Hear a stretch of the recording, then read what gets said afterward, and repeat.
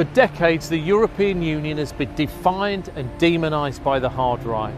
And this tone has disfigured our public debate, and the left hasn't countered it loudly enough.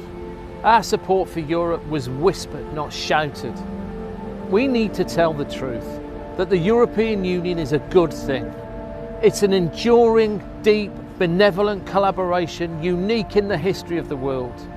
It produced a lasting peace out of the ravages of war. It produced prosperity where there had been widespread deprivation. It's not perfect, but what institution is? The values of the EU are internationalism, solidarity, freedom. Those are British values. Those are Labour values. I love Europe because I'm a democratic socialist. Socialism is achieving common causes by the strength of collective endeavour. That's what Europe is. We've shied away from saying these things for too long. But now, as we stare down the barrel of a Boris Johnson premiership, we really must. Europe is who we are and have been for centuries.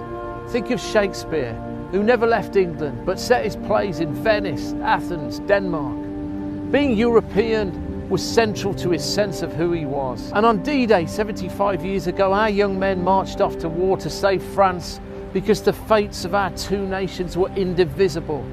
Cities like London, Birmingham and Manchester are some of the most diverse in the world. That is us, a great, historic European nation. And our relationship with Europe is about more than economics, more than just political cooperation.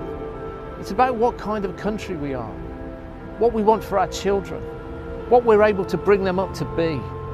So those of us who love Europe should take pride in making this argument. We must bring the public back into this decision, and we must argue strongly to remain. Our future doesn't need to be Brexit. We can change the future. We can put Britain back at the heart of Europe again. We can be proud of leading the fight for a fairer and stronger future together